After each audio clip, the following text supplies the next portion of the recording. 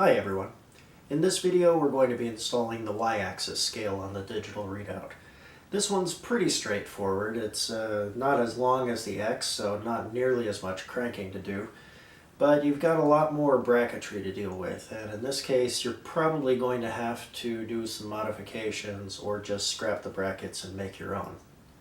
If you haven't already watched my general installation information video, go back and watch that now. It goes through all the tools that you're going to need for the installation, as well as some of the pitfalls you're probably going to encounter. Let me give you a real quick recap of everything that comes in the kit. We have the scale, of course, with the reader head attached. These red plastic clips are to immobilize the reader head during shipping, but they also set the gap between the reader head and the scale, so do not throw those away. I'd like to point out that the scale has little spot drill marks on each end, one there and one way over here. Then the reader head has a little arrow right in the middle by my thumbnail here. These are to show you where the extreme ends of the travel should be, so you really don't want that arrow to move past that spot drill mark. Now that's not much of a concern at all on the x-axis because we have way more scale than we have travel, but this one's going to be a lot closer, same with the Z. We've got a couple of bags of fasteners, so all the ones that you should need, although I'm probably going to be replacing some of those. Then we've got the bracket that the scale goes on. This has got a couple of mounting holes there, but I'm going to show you in a second that I might not actually use these. Then we have the chip guard.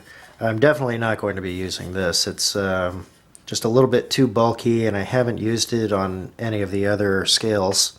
To be honest, I really don't think the chip guard is necessary, but it does allow you to tell which way this bracket is held on because you've got a couple of threaded holes on the bracket that are there for mounting the chip guard. So the threaded holes are on the top, and this ledge that you can see right here is on the bottom.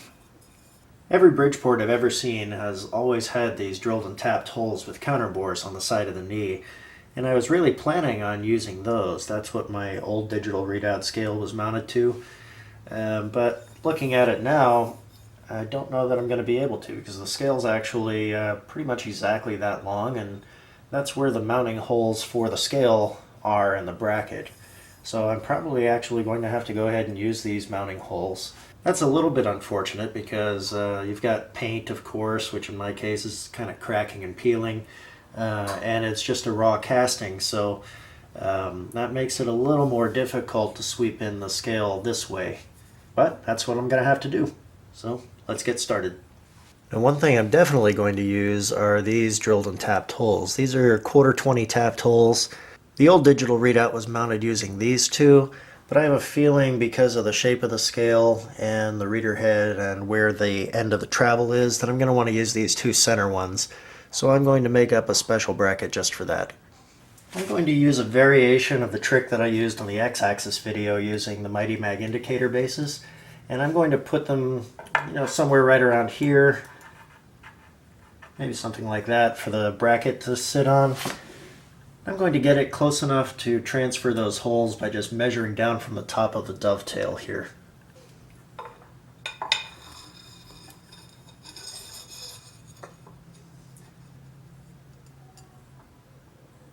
I'll just lay my bracket on there just like that,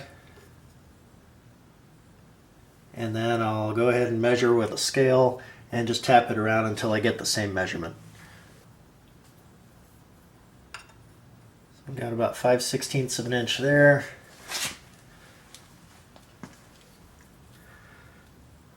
And it's a little bit lower there. Let me tap this one up. That's about right. When I transfer this hole location, I'm going to try to put this right in the middle of that slot so I have the most amount of wiggle room possible.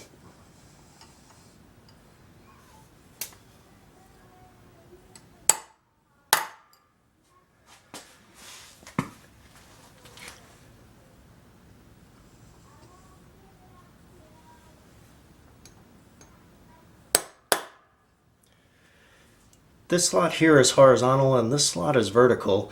And since we're hand drilling this is pretty important because it gives you a little bit of room for error. And that way, if this one is off a little bit side to side, this one will compensate, and then this one is used for adjusting the scale up and down. At this point, we're ready to spot and drill our holes. You may not be able to see this on camera, but whenever I transfer hole locations and I pull the part off, sometimes it's easy to lose that transferred punch. So I like to circle them with Sharpie. So I've done that there and there. It just makes it a little bit easier, and it's an idiot check for me so I don't screw up.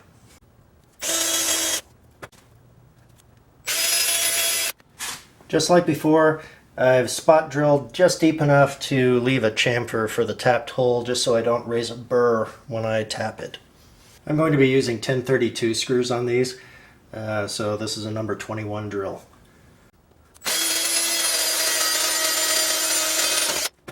And the knee is hollow, so you are eventually going to break through. Don't be alarmed by that.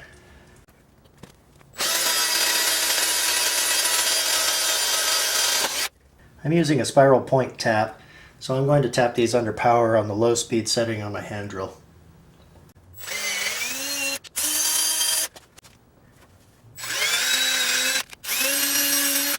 I'm going to do everything that I can to flush out these tapped holes.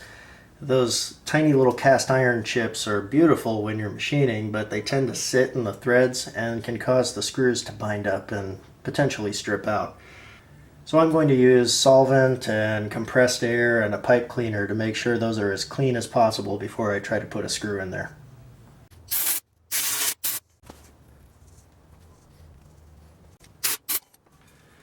I'm going to put a little bit of penetrating oil in there just to try to flush things out.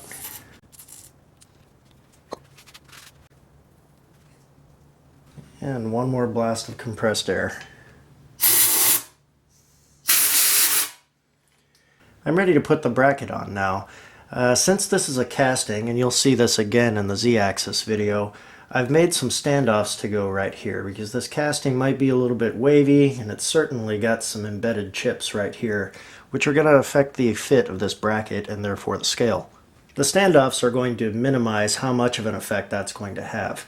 I've made them 1 inch in diameter and 1/8 of an inch thick, 25 millimeters and 3 millimeters, just to give you guys an idea in the metric world. I am almost certainly going to have to put shims under one side or the other just to get the scale straight this way. There's really no way around that when you're dealing with a casting. Now, just to save myself a little bit of heartache, I'm going to put a little bit of a dab of grease around each of the holes just to hold on to the standoff so I don't have to juggle it too much. I'm going to use this same trick with the shims as well so they don't fall off on me.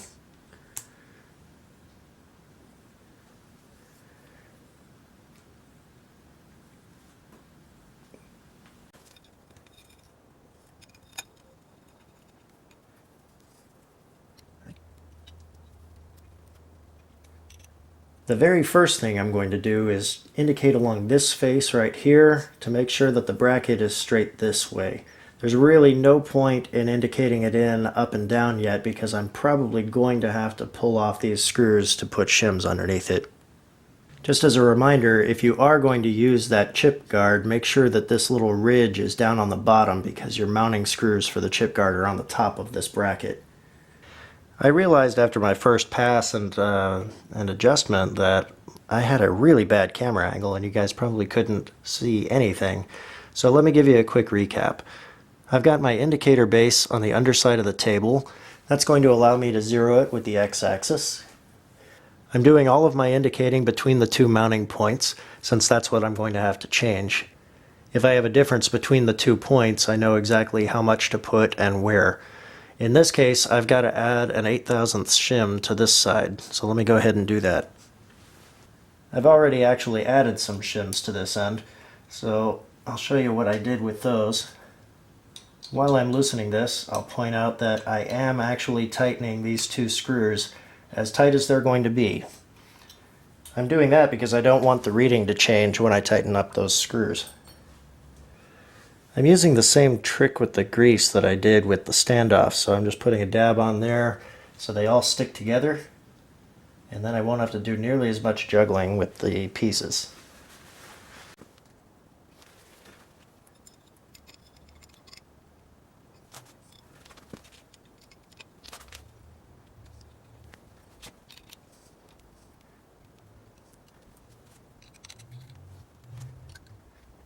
I'd like to also point out that I'm using a flat washer under these socket head cap screws to avoid damaging the slots in the bracket.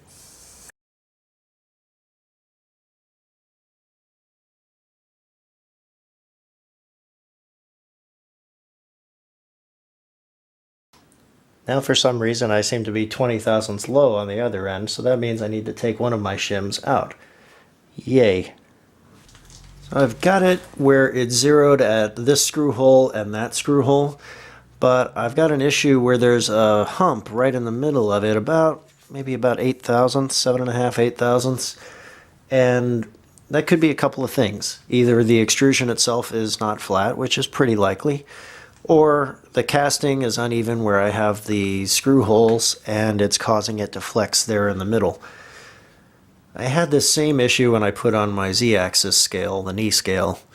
I put that one on before I did the X and the Y because I didn't have one originally and I figured I might need my original DRO.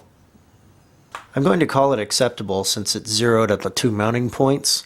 And what I'm going to do is I'm going to have standoffs at each end as well between the bracket and the scale. That's going to mitigate any issues that I have with that hump there in the middle of the bracket. Before I do that though, I need to make sure that my bracket is straight up and down. So let me go ahead and change my indicator setup and I'll go ahead and dial that in. I'm going to use the same indicator and just run it along the bottom of the bracket. Okay, I'm set up to do the bottom and I've got my indicator resting along the bottom ledge of the bracket. Before I get much further, I'm going to head off some comments that I'm sure I'm going to get. I am aware that you would normally not want to have your indicator angled in like this. This is a comparison measurement though. I'm trying to get 0 all the way across. So in this case it doesn't really matter what the angle is as long as the reading is the same. I am also aware of the existence of dial test indicators. Dialing in this bracket is the rough version of what we're doing. I'm going to get this nice and close and then I can do all of my fine adjustment with a dial test indicator on the scale itself. Now I'm zeroing it on this side, which has the horizontal slot, because I have all the room to move on the other end with the vertical slot.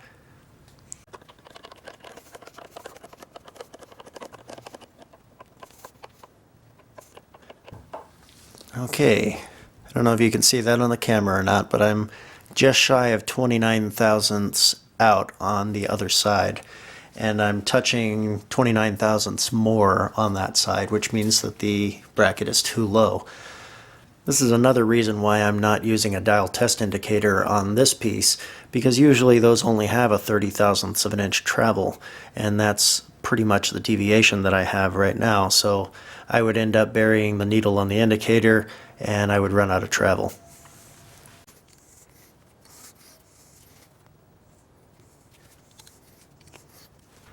Okay, I've made my adjustment. I'm going to crank back to my original position and then I'll re-zero it and check it again.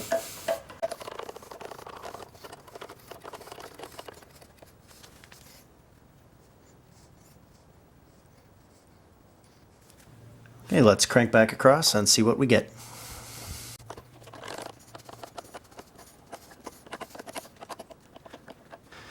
Okay, we're just less than 2 thousandths. We're still touching more on the far end, so it's still a little bit too low. I'll go ahead and readjust, see if we can get this right on the money.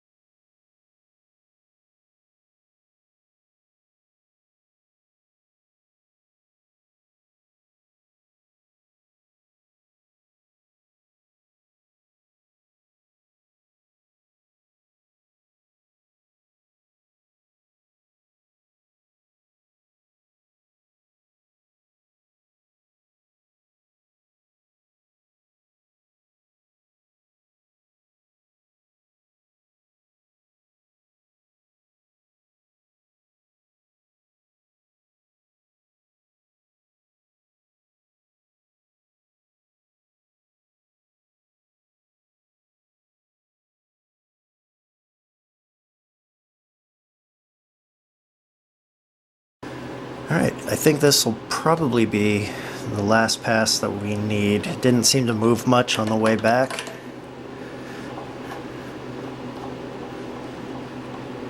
And so far it's not moving very much here either. It's maybe moved a couple of tenths.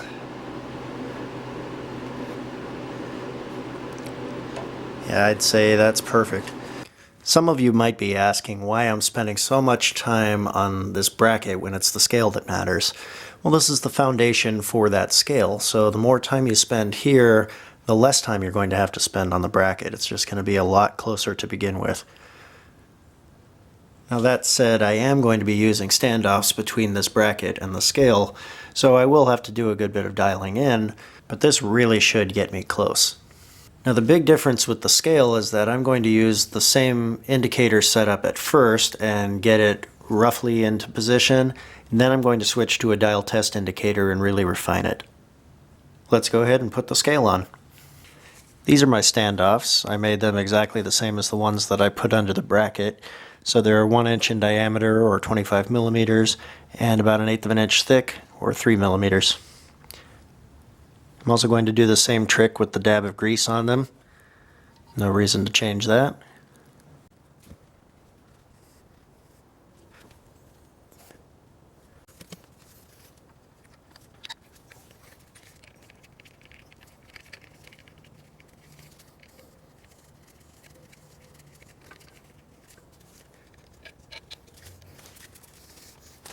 I'm using the screws from the kit this time because the brackets are actually tapped to fit those, which I believe is an M4 by 0.7. Just like before, I'm going to sweep in this face first and get the scale dialed in this way, and then I'll worry about up and down. I've got my indicator all set up and ready to dial in. I'm dialing along this face right at the bottom below this little groove in the extrusion because most of this face at the other end is taken up by a sticker, and that's going to affect my measurement, of course. And above that sticker it starts to get curvy pretty quickly. I figure this is my best bet.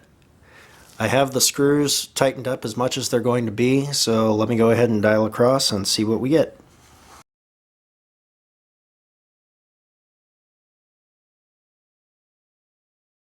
Everything was looking really good until I got to about there on the scale, and then it started dipping down. I don't know if that means that the extrusion on the outside is a little bit warped, but either way it's showing that that end of the scale is 3/1000ths of an inch further in towards the knee than this end.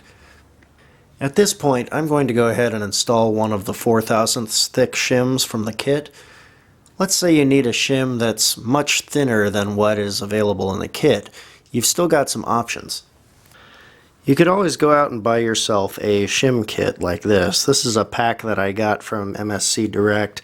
I've got 15 different thicknesses from 1/1000th of an inch up to 31/1000ths of an inch, and they're 6 inch by 12 inch sheets. These are available in steel, brass, and plastic, and they're great for shimming up all sorts of stuff. I bought this for another project and I just happened to have it sitting around. And I could go ahead and make a 3/1000ths thick shim out of the 3/1000 stock that's in here. I've got an experiment here where I punched a hole through this, and the results are far from ideal. It's quite jagged around the edge. Another option that's very accessible to everyone is plain old aluminum foil. This is stuff that everyone has sitting around their house anyway, so if you ever need a really thin shim, don't forget to look in the pantry. The regular stuff like this mics in at 1/1000th of an inch. They do have a heavy-duty aluminum foil too. I don't have any of that, so I can't tell you what the thickness is. Another upside to this is that it's very soft, it's easy to cut, and if you did use a hole punch on this, even if it was a jagged hole, it's soft enough that it's going to flatten out again. Okay, I'm going to try a totally different camera angle here. Hopefully you can see the dial the whole way. Got it zeroed over here.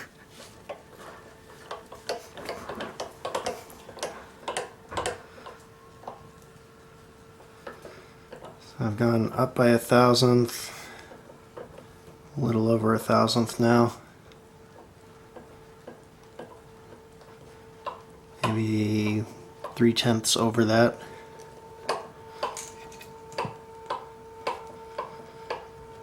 Back down below 1,000th. And we're back to 0. So I think that's going to be acceptable. Now I just need to dial it in up and down. Okay, it looks like you can see the dial pretty readily there. I've got this set up, it's on the bottom of the scale. Let's go ahead and crank across and see where we end up.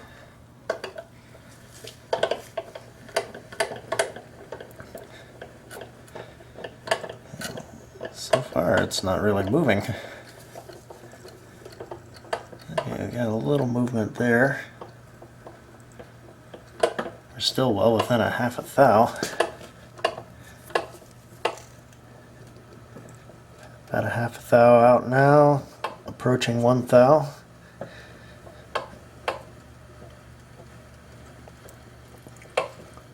And there's the end of our travel. We're 1,000th and a half out. That's really not too bad at all. I'm going to go ahead and adjust it though, just to see if we can get it dead on. Again, if you spend more time on this step here, you're going to have a much easier time later. And it's worth spending the time on this. This is a tool that you're going to be using to make very accurate things for years to come. So spend the time and do it right. I'm touching too much on this end. I need to make it go up.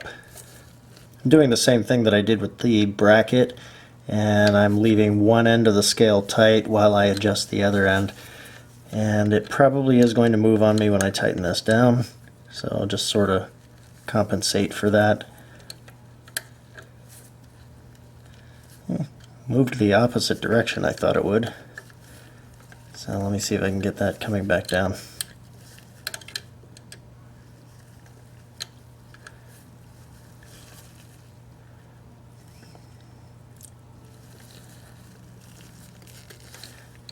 By the way, this is going to be a lot easier for you guys because you won't have a camera in the way and you won't have to be yammering to millions and millions of people.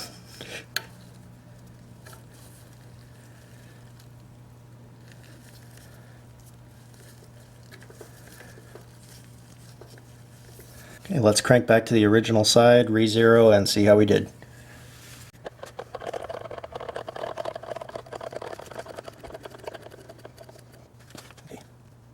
It's really times like this that I wish I had brought my Noga indicator base from work because it has a fine adjustment on it. That would be really nice in this case.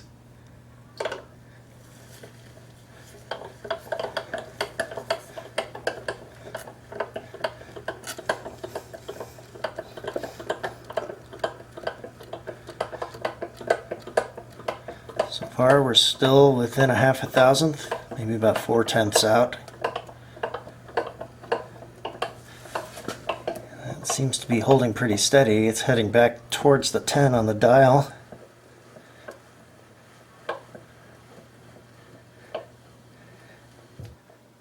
Yeah, we never deviated more than a half a thousandth, and that only took 2 passes. I wouldn't expect that to happen to you. Usually it takes quite a few passes to go back and forth.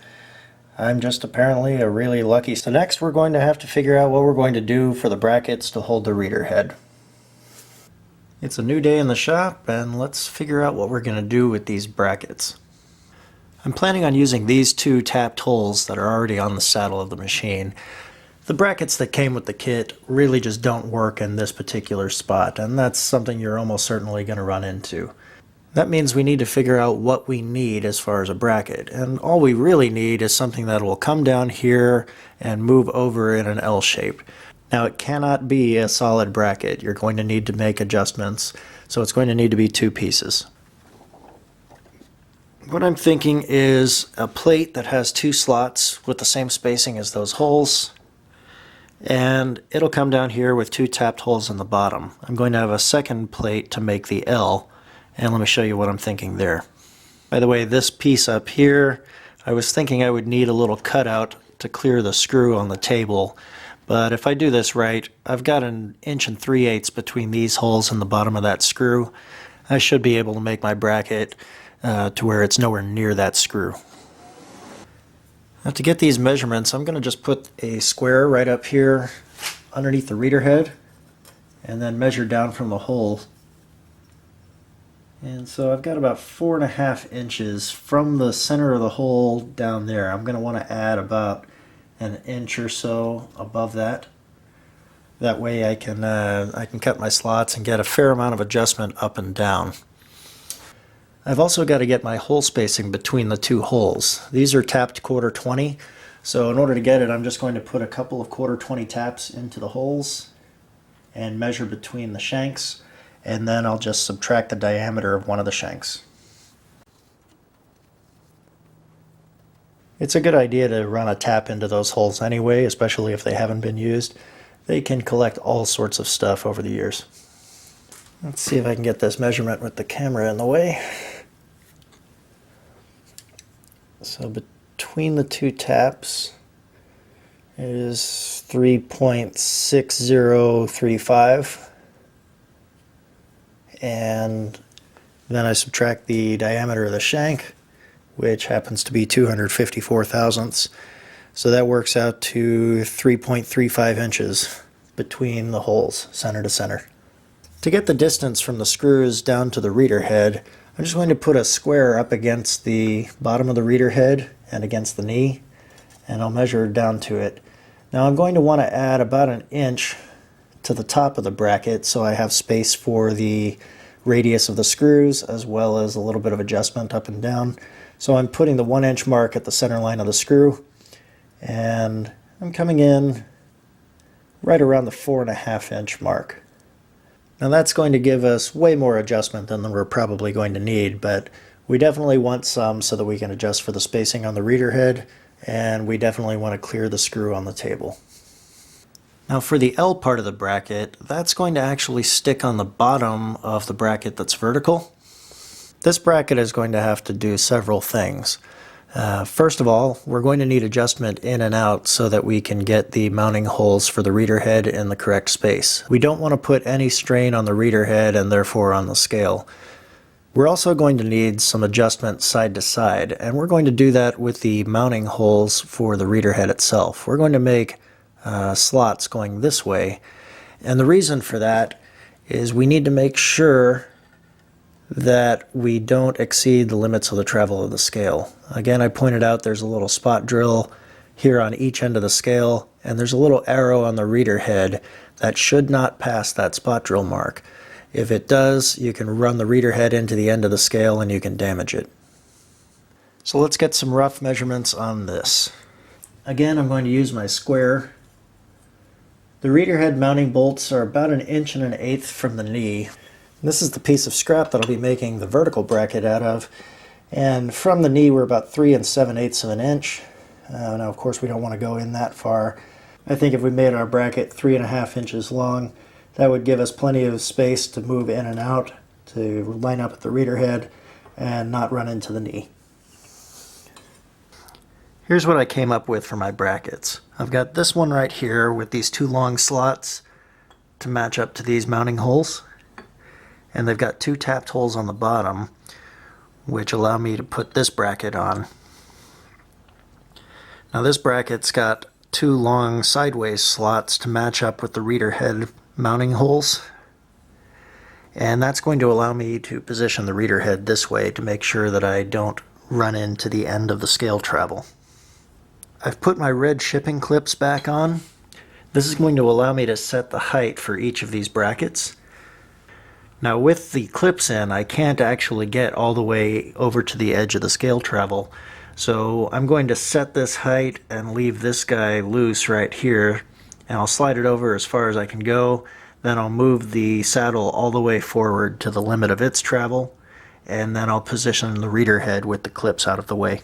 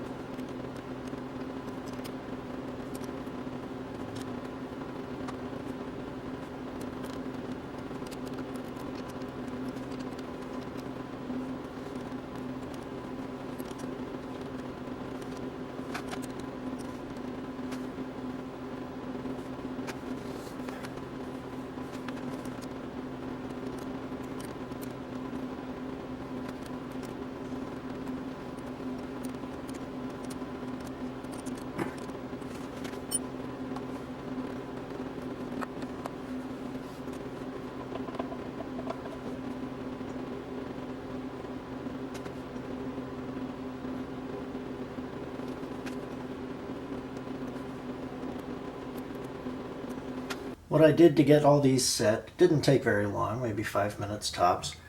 But I put the 2 screws in onto the reader head and got this bracket secured to it. And then I put this bracket on the saddle, so then I could line these 2 up and get them nice and square. That allowed me to attach these 2 screws and the 2 brackets. I had to do a little bit of fiddling there to get the tension right between all of them, because it was actually pinching the 2 shipping clips, so just be aware of that. And once I had these 2 secured, I loosened these guys up so that I could slide the head back and forth. I moved the saddle all the way forward, and then, like I pointed out in other videos, there's an arrow on the reader head and a little dot on the end of the scale.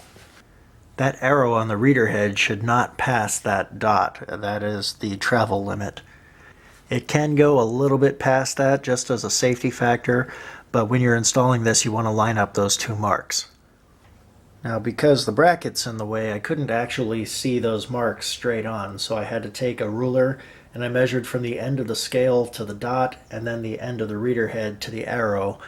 And then I just measured the gap between the end of the scale and the end of the reader head and made sure that they were actually lined up that way.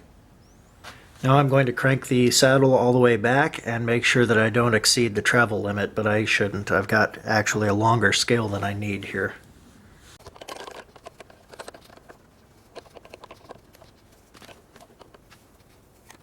This is as far back as the table will go, and I've actually got more than an inch before I reach the end of the scale travel on this end. So just to make sure that I have a little bit of extra safety room on this end, I'm going to loosen up these bolts and just shimmy the reader head that way a little ways.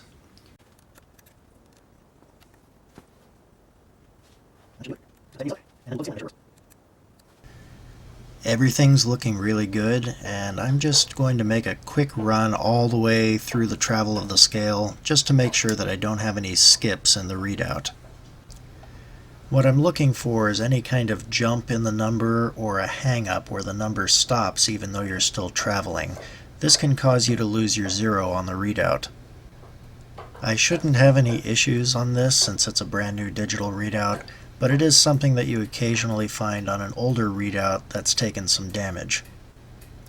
It can be caused by a lot of things, either running the reader head into the end of the travel, or perhaps a chip has gotten in there and either stuck to the scale or scratched the scale itself. This is definitely something you'll want to keep an eye out for just in case there is a defect in your scale, because it is quite frustrating when it happens. When you're checking for this, make sure to travel in both directions. Sometimes if you've got a scratch or a chip on the scale, it only shows up in one direction, and that can cause some confusion later on. I hope this video helps you out with your digital readout installation. Check out the other videos, of course. It helps with the individual scales as well as some of the features on the digital readout. If you have any questions, please leave them down in the comments below, and hit the like and subscribe button if you haven't already. Thanks very much for watching, and I'll see you next time.